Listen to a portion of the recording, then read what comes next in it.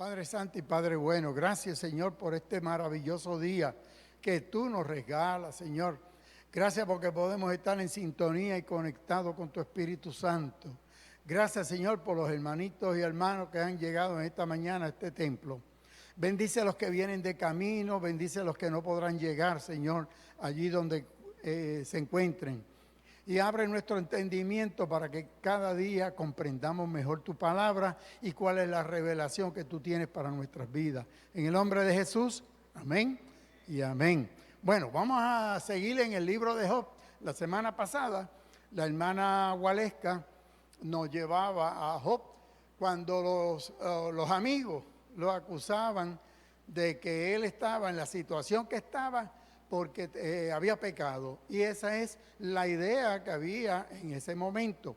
Por eso es que este libro, y el hermano Juan lo trajo, aparentemente es un libro basado en algún hecho histórico, pero como esto es como la serie de Netflix que dicen basado en hechos históricos, 10%, los otros 90% a veces es inventado. Pues el libro de Job aparentemente sí. Job existió, era un patriarca y un escritor pues toma esa historia para enseñarnos algo. ¿Y qué es lo que nos enseña Job?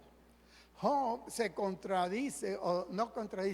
contrapone a Proverbios. Si uno lee el libro de los Proverbios, en Proverbios todo es, haz lo bueno y te llega la provisión. Haz lo bueno y Dios te recompensa. Haz lo malo y viene el castigo. Y esa es la teología de la retribución. Job está en contrapuesto a Proverbios. En Job encontramos que un hombre bueno puede pasar las de Caín. Que un hombre bueno sufre, se enferma, pierde familia. Y entonces encontramos en esas dos visiones distintas en el Antiguo Testamento. Así que por eso que siempre decimos la palabra, la Biblia, hay revelación de Dios, pero también está la mano humana metida ahí. Por eso que entonces tenemos que pensar que en esa revelación hay que ponerse los espejuelos ¿de quién? Los espejuelos de Cristo. Para que a partir de la revelación del Nuevo Testamento entendemos mucho de lo que ocurre en el Antiguo Testamento. Pues Job, en el texto de oro, Job 42 dice, ciertamente yo dije cosas que no entendía, porque se puso pico a pico y a pelear con los amigos y metió a Dios en el asunto. Entonces, demasiado maravillosas son para mí esas cosas. Yo nunca, jamás podré comprender. Job entiende que hay cosas que él no va a entender, que hay cosas que él no puede. Y tú y yo, ¿cuántas cosas? ¿Tú entiendes todo esto? ¿Verdad que no? Que estamos perdidos a veces. ¿Y eso es malo? No, para nada. Estamos en la búsqueda y pidiéndole al Espíritu Santo que nos ilumine, pero no podemos comprender. Y ese es el mensaje que hay en este libro de Job. El libro de Job es sobre todas las cosas un gran poema teológico. Trata de explicar el sufrimiento en la vida y en particular el sufrimiento injusto.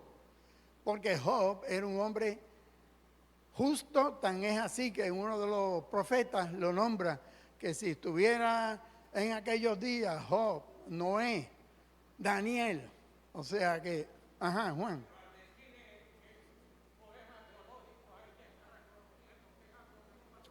Aparentemente, sí, la mayoría de los escritores entienden, no es algo que no pasó. Puede que haber pasado en parte. Toman el hecho histórico y lo desarrollan un poema teológico, ¿verdad? Fíjate que entonces tenemos el asunto. ¿Cómo comienza Job?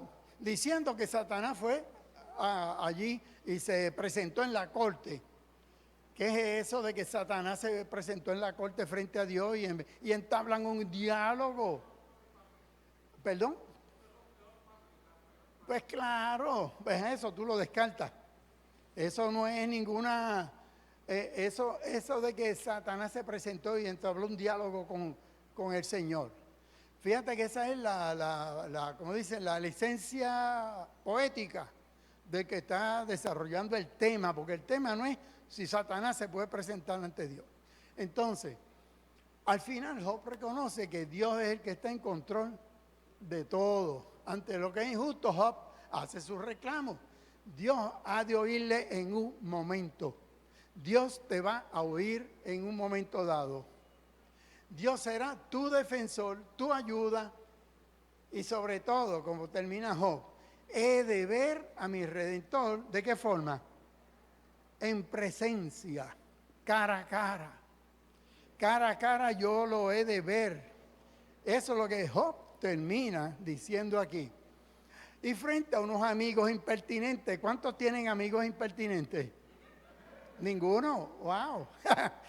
Mira, Juan nada más levantó la mano, yo también. Hay hermanitos que son impertinentes, lo hacen de buena fe. No es que, y se preocupan por ti, y se preocupan por mí, pero son impertinentes y a veces están equivocados. Lo que le pasó a los hermanitos estos, amiguitos de Job. Frente a esos amigos impertinentes, tiene que Dios sacar la cara y defender a Job. Y decir, esto está equivocado, tú eres el que está bien. Proverbios, como yo lo decía ahorita, Proverbios se antepone, se contrapone, se contradice a la teología que nos expresa Job. Fíjate que en Proverbios hay una doctrina, la doctrina de la retribución. La sabiduría lleva a ¿qué? A una vida y a la necedad, a la muerte. Que la justicia y la piedad son recompensadas y que el pecado es ¿qué? Castigado. Esa es la doctrina de la retribución. Tú haces lo bueno, te tocan cosas buenas. Tú haces lo malo, pues ahí te van a tocar cosas malas, te coge lo malo y ya. Así que en el pensamiento de Proverbios, un hombre como Job nunca ve. Piensa tú, ¿dónde tú vas a poner a Job en Proverbios? No hay forma. ¿Por qué? Porque Proverbios dice que esto es imposible, que si verdaderamente Job es justo, tendrá vida, riqueza, buena salud. Y eso es lo que le pasó a Job. Vida, riqueza, buena salud, familia. No, lo perdió todo. Así que fíjense cómo es interesante uno leer la palabra que el Señor nos revela. Dos visiones distintas de la vida. Proverbio tiene una visión. ¿Y cuántos de ustedes, igual que yo, somos locos con los proverbios? Seguro que sí, porque son sabiduría. Pero sin embargo, tenemos el libro de Job que dice, eso no es cierto. Porque aquí tenemos a Job, que es un hombre justo, y mira todo lo que le pasó. Y termina el libro de Job explicando por qué. Pues no. Nos deja en el limbo. Nos deja que no entendemos. Sí hay unos mensajes bien claros. ¿Cuál es el mensaje que hay en Job? Que la oración es potente. Que la oración tiene poder. Que el Espíritu Santo va a estar contigo en las buenas y en las malas. Por eso que cuando llegamos entonces luego al Nuevo Testamento y tenemos revelación, el gran apóstol Pablo, que era un gran judío, entendió y decía, esto es un cuerpo de muerte. ¿Quién me va a librar de este cuerpo de muerte? Porque mientras estemos en este cuerpo, tenemos enfermedad, tenemos sufrimiento. Así que Job presenta a alguien que es justo, pero cada vez sufre. Así que, y tiene la valentía de comenzar una disputa con Dios. ¿Cuántos de ustedes se atreven a discutir con Dios? ¿Cuántos lo han hecho ya? Un montón de ustedes. Cada vez que nos toca a Dios y le reclamamos. Claro que sí. Entonces, el libro de Job plantea un tema crucial, el sufrimiento y el dolor humano. A la misma vez brinda un mensaje de que de redención y de restauración. Porque este hombre fue restaurado. Este hombre fue redimido. El texto es una invitación a confiar en Dios a través del testimonio de Job. De hecho, vamos a ver un texto que él reclama a su Salvador, a su Redentor. El término en hebreo es Goel. Yo sé que mi Goel vive y se levantará del polvo. Wow, cuando tú lees eso y se está hablando de Jesús. Así que es interesante este libro, sea un poema teológico o lo que sea. Así que están atentos al Dios que crea, que redime y que restaura. Es la mejor manera de esperar el día a día. El día a día se vive creyendo que hay un Redentor que restaura, que redime, que nos salva, que no nos exime de sufrir, porque ¿qué dijo el Señor? Confiad, yo he vencido al mundo, pero antes de eso, ¿qué dice? En el mundo tendréis aflicción. ¿Y qué es eso? ¿Qué es aflicción? Sufrir, pero confiad, yo he vencido al mundo. Así que hay señales en Job de un amor redentor de parte de Dios que culmina en la fe cristiana en Jesucristo como nuestro pariente redentor. El protagonista, como nos decía la hermana Waleska la semana pasada, es un rico hacendado. Vive en Uz. Uz es al sur, en la Palestina, debajo de Moab, debajo del Mar Muerto. En esa área vivía este hombre en el tiempo de los patriarcas. ¿Y por qué sabemos que es un patriarca? Es un hombre perfecto, temeroso de Dios. Y de momento se queda sin hijos, sin hacienda, enfermo, miserable. Perdió todo. De momento. Así que entonces, a pesar de toda esa desgracia, él confía en Dios y bendice a Dios. No deja que sus labios pequen contra el Señor. Sale al paso a las quejas de la mujer. Porque la mujer lo ve angustiado y lo sale a, mira, maldice a Dios y muérete. Esas son las palabras de la mujer de Job. ¿Y qué dice Job? ¿Recibiremos de Dios el bien y el mal? No lo recibiremos. Esto es otro problema teológico. Dios nos manda mal. Dios nos manda. Entonces usamos un eufemismo, pruebas. Mira, sea prueba lo que sea, está malo. La situación está mala. Así que sean pruebas, sean lo que querramos llamarle, son situaciones malas. Vienen de parte de Dios. El problema es cuando nos vamos a Santiago, el apóstol, él dice, a Dios nadie puede. De parte de Dios, Dios no tienta a nadie, dice el apóstol Santiago, Dios no tienta a nadie. ¿De dónde viene lo malo que nos pasa? De los pensamientos. Dejamos que las cosas malas hagan, como decía el apóstol, el pastor Jimmy Valga, los pajaritos vienen y hacen nido. No dejes que hagan nido. Bueno, estos amigos, ¿qué hicieron? Reprender a Job. Decirle de todas las cosas malas. Finalmente es quien defiende a Job. Dios termina defendiendo a Dios. Él mismo interviene y pone fin a todo el diálogo, que solo seguirán unas palabras de arrepentimiento pronunciadas por Job. En otras palabras, ¿qué fue lo que sucedió aquí? Los amigos vinieron a defenderlo. Pero entonces esos amigos que vinieron a defenderlo, lo que hicieron fue echarle leña al fuego. Decirle, tú tienes pecados escondidos y esos pecados son los que te han llevado a esto. Y Job dice, no, y no, y no. Y entonces, la historia parece ambientada 2000 años antes de Cristo. Él dura 140 años en la etapa de los patriarcas, tenía mucho ganado. De hecho, él tiene mucho ganado. Tiene 7,000 ovejas, tiene 3,000 camellos. ¿Por qué 7 y 3? ¿Por qué ustedes creen que 7 y 3? Porque, dice Eliasaf, es el número de la buena suerte. Esos números son los números de la perfección en la Biblia, el 7 y el 3.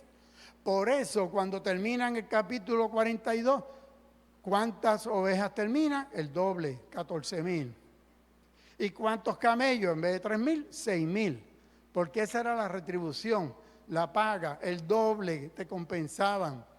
Este libro nos enseña que el sufrimiento no es siempre el resultado del pecado. que a veces los inocentes sufren y que solo el Señor sabe por qué. ¿Tú sabes por qué sufrimos? Porque yo no lo sé. Hay una explicación. El apóstol Pablo dice, este es un cuerpo de muerte. Eso quiere decir que va a ir ¿a dónde? Al sepulcro. Pero aún en Job hay esperanza de resurrección. Y él dice, aun cuando este cuerpo mío esté destruido, yo con mis ojos voy a ver a Dios cara a cara, personalmente. ¿Verdad, Zenaida? Personalmente vamos a ver al Señor. Ah, claro. Así que solo el Señor sabe por qué sufrimos. Job 1:21 dice, desnudo salí y Jehová, y volví, y desnudo voy para allá de nuevo. Jehová dio, Jehová quitó. Reina Valera del contemporánea, desnudo volveré al sepulcro. El Señor me dio y el Señor me quitó. El Señor da, el Señor quita. ¿Quién es el dueño? El Señor, Jehová. Así que entonces, si el Señor es el... Y sigue diciendo otras versiones. Nueva Traducción Viviente dice, desnudo salí del vientre de mi madre. Desnudo estaré cuando me vaya.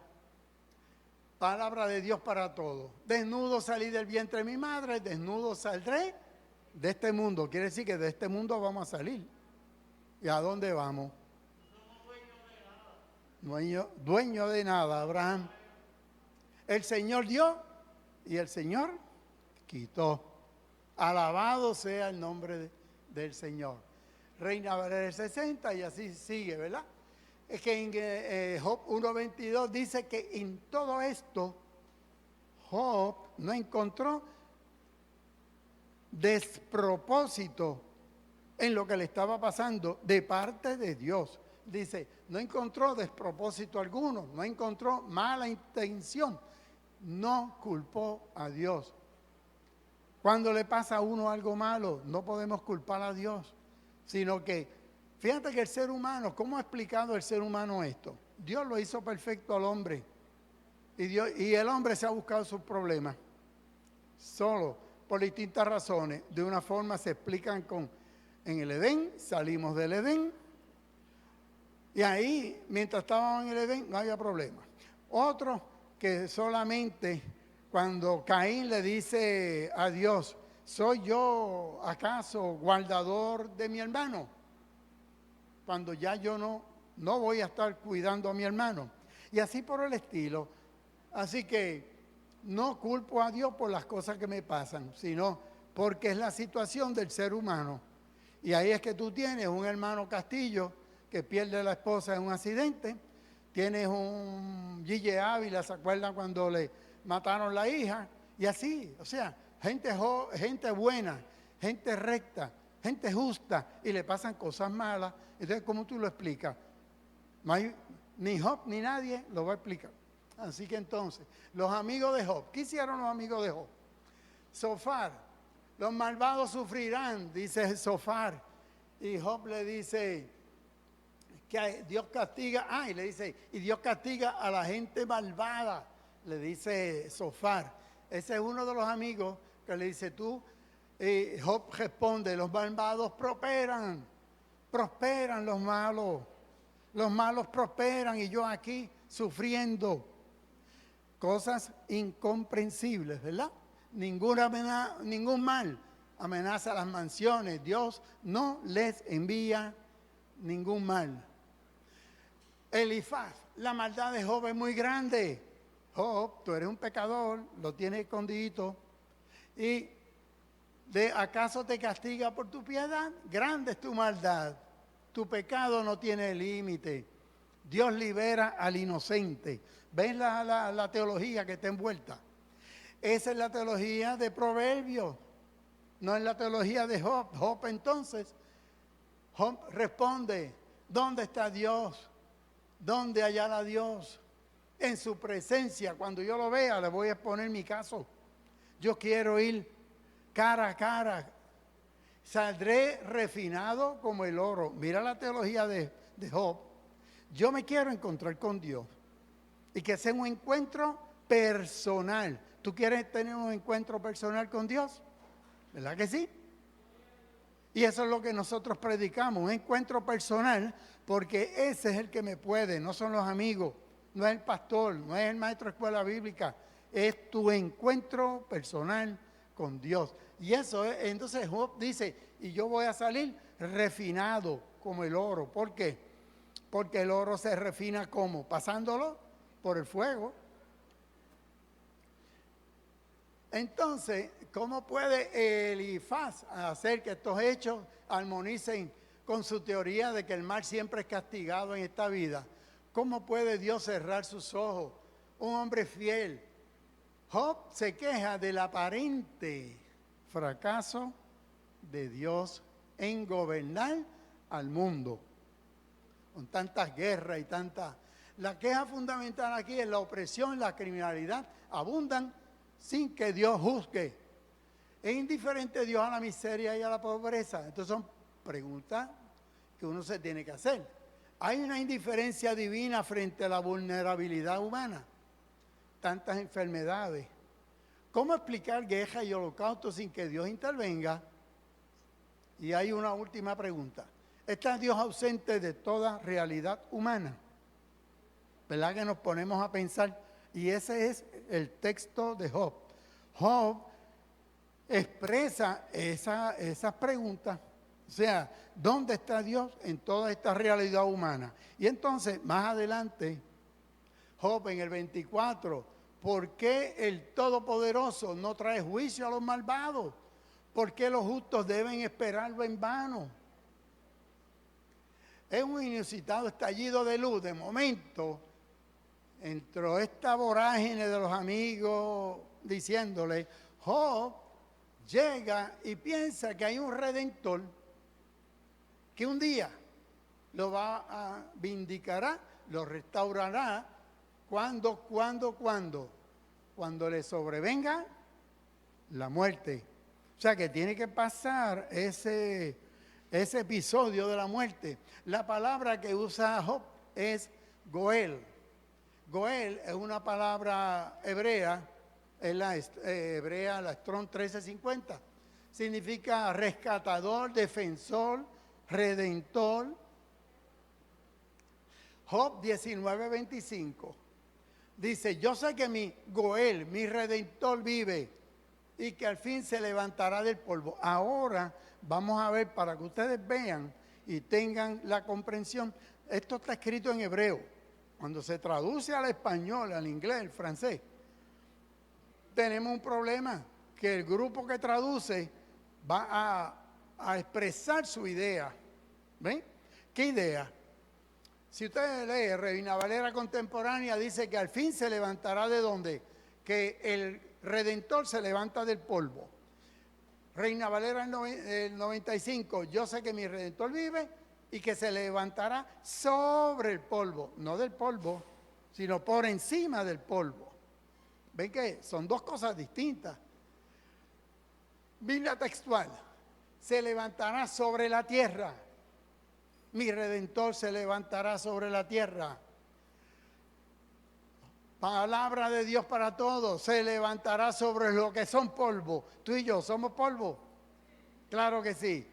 Por eso que cuando uno muere, dice, y el polvo al polvo, a la tierra, y el espíritu a Dios, que lo dio. O sea, que somos polvo y somos espíritu. Juan, dime.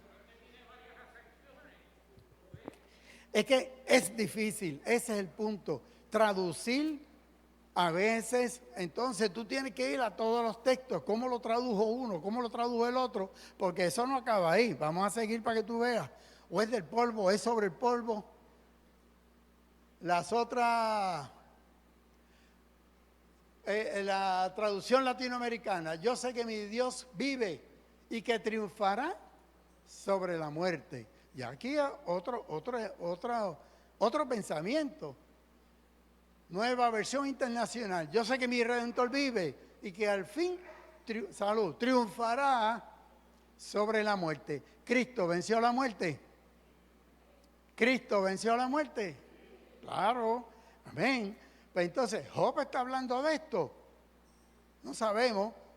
O si es que al momento de traducirla, está el traductor pensando en ese Goel, porque el concepto es de un redentor, de alguien que va a sacar la cara por ti y por mí. Por eso que él dice, yo sé que mi redentor vive, sé que he de contemplar a Dios aun cuando el sepulcro destruya mi cuerpo, aun cuando yo esté ya hecho polvo, mi cuerpo destruido, dice Nueva Traducción Viviente, después que mi cuerpo se haya descompuesto, un cuerpo, carne descompuesta. Job 19:26, cuando mi cuerpo haya sido destruido, voy a ver con mis propios ojos. Entonces estoy seguro que lo veré y con ansia espero el momento. Así que hay algo que no está en otros libros del Antiguo Testamento. Fíjate que en los Antiguos Testamentos el hebreo no pensaba mucho en la resurrección. No tenían claro el concepto. De hecho, en el tiempo del Señor, de Cristo, ellos pensaban en una resurrección al final, para todo el mundo, global, donde se levantarían todos los muertos. Pero aquí, Job dice que él va a ver, aunque el cuerpo esté destruido, yo mismo seré quien lo vea con mis propios ojos, dice palabra de Dios para todos. Quiero ver a Dios por mí mismo, verlo con mis propios ojos y no con los ojos de alguien más. Por eso que más adelante él dice, de oídas te había oído. Yo había oído gente hablando de ti, pero ahora yo te entiendo. En esta intervención final, ya estamos entonces en el 42. Vamos entonces al capítulo 42. Dice, la confesión y arrepentimiento de Job.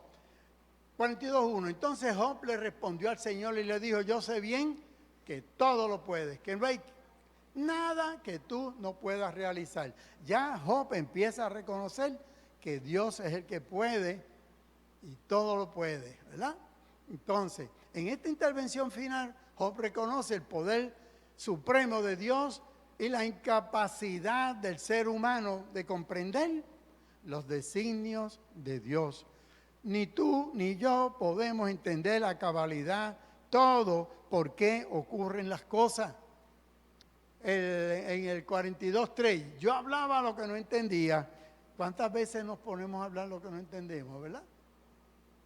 Eso está en el 42:3. Preguntaste, Dios, tú preguntaste, ¿quién se atreve a oscurecer mis designios con palabras carentes de sentido? En otras palabras, Dios le dice a Job, estás hablando sandeces, estás hablando cosas sin sentido. Entonces Job reconoce y dice, yo fui un atrevido que habló sin entender. Grandes son tus maravillas, son cosas que yo no alcanzo a comprender. Punto. Hay cosas de Dios que no lo vamos a entender nunca, por más que busquemos en la Biblia y a veces pensamos que está todo ahí. Hay cosas que no alcanzo. Yo hablaba lo que no entendía, admitió que los caminos de Dios están más allá de la comprensión humana. Por favor, escucha mis palabras, quiero preguntarte algo, le dice a Dios a Job. Tú me dijiste, escucha que quiero hablarte, respóndeme a estas preguntas, respóndeme, le dice Dios a Job, respóndeme. Piensa que tú eres Job. Entonces respondió Jehová a Job desde un torbellino, desde un huracán, de lo que fuera, huracán, tsunami. Ahora cíñate a la cintura como un hombrecito. Apriétate bien los pantalones, que vamos a hablar. Le dice Dios a Job. En realidad, ese es el escritor teológico, Juan. Y él quiere expresar esta idea. Yo te preguntaré y tú vas a contestar. En otras palabras, yo pregunto y tú contestas si la sabes. Y le tira esta, Job 38:4. ¿Dónde estabas tú? Le dice Dios a Job, cuando yo creé el universo. ¿Dónde tú estabas? ¿Dónde estabas tú? ¿Dónde estábamos? Cuando Dios creó el universo. Se quedó Job que no podía decir ni pío. Házmelo saber si tienes inteligencia. Si tienes la capacidad, Explícame tú. ¿Qué hizo Job? Pues nada, reconoció que Dios tiene razón. Por eso vamos entonces al verso 5 del capítulo último del libro de Job. De oídas te había oído, de oídas te conocía, yo había oído hablar de ti, todo me habían explicado, fui a la escuela bíblica y me enseñaron, y oí una predicación y oí, pero aquí no es cuestión de oír nada más. Sí que el oír viene entonces la fe, pero ahora mis ojos te ven, ahora mis ojos te ven, ahora mis ojos te ven. En toda la Biblia traducen igual. En otras palabras, que se le abrieron ¿qué? Los ojos, se le abrió el entendimiento,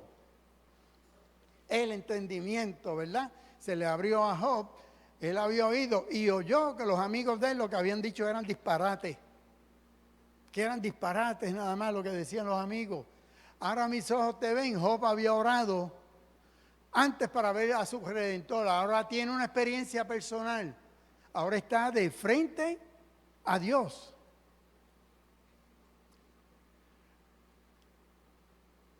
Lo más importante para Job no es haber puesto en claro la doctrina de la retribución, sino haberse encontrado con Dios. Y interviene el propio Espíritu Eterno, el Espíritu Santo, que nos hace ver al Señor aún en medio de las crisis, aún en medio de la crisis de la enfermedad, la crisis económica, la crisis familiar. El Espíritu Santo interviene para que tú y yo podamos ser sanados aún en medio de esa crisis. Gloria al Señor por eso.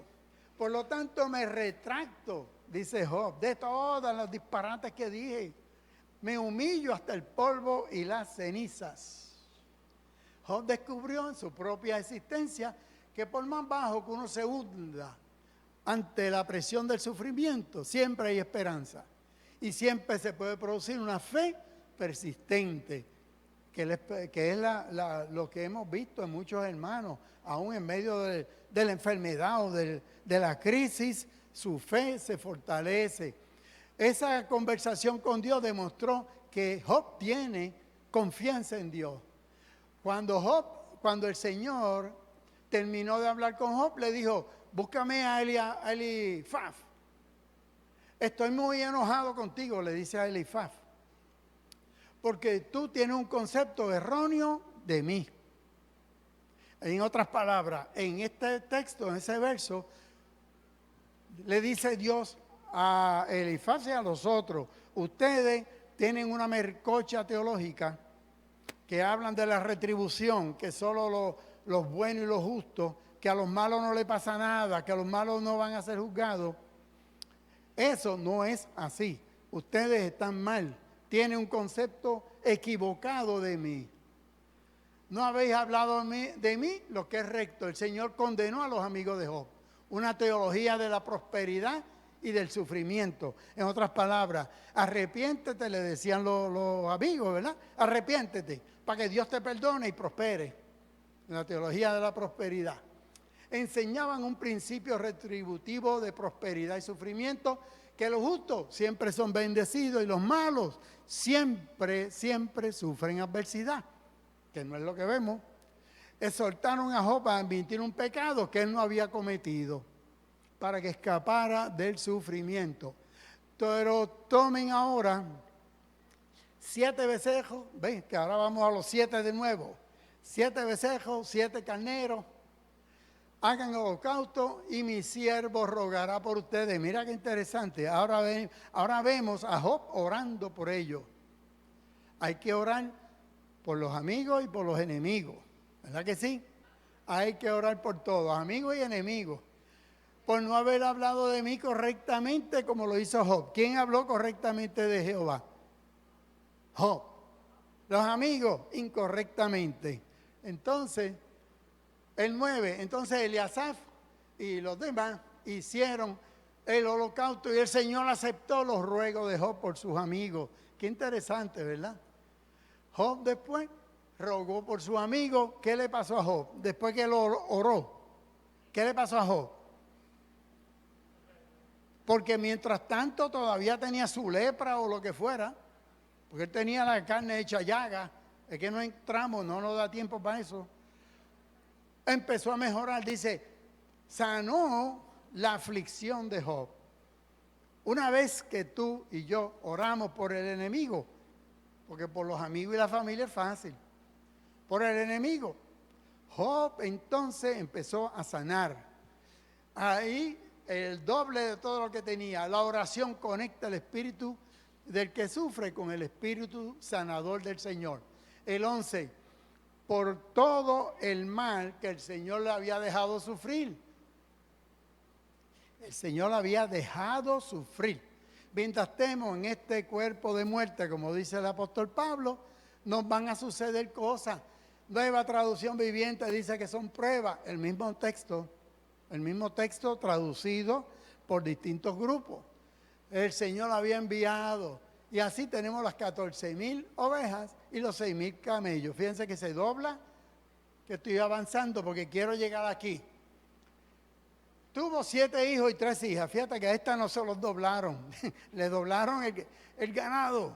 Tenía 7,000 ovejas, ahora tiene 14,000. Tenía 6,000 camellos, ahora tienen 12,000. 3,000 camellos, ahora tiene 6,000. Pero sigue teniendo 7 varones y 3 hembritas. Me interesa esto. La primera de ellas se llama Yemimá, la segunda Kesillá y la tercera Japuc. La tercera. Entonces, ¿qué significan estos nombres? Job llamó a la primera hija, palabra de Dios para todo. Palabra de Dios para todo la traduce de esta forma. Llamó a la primera paloma, a la segunda canela y a la tercera bonita.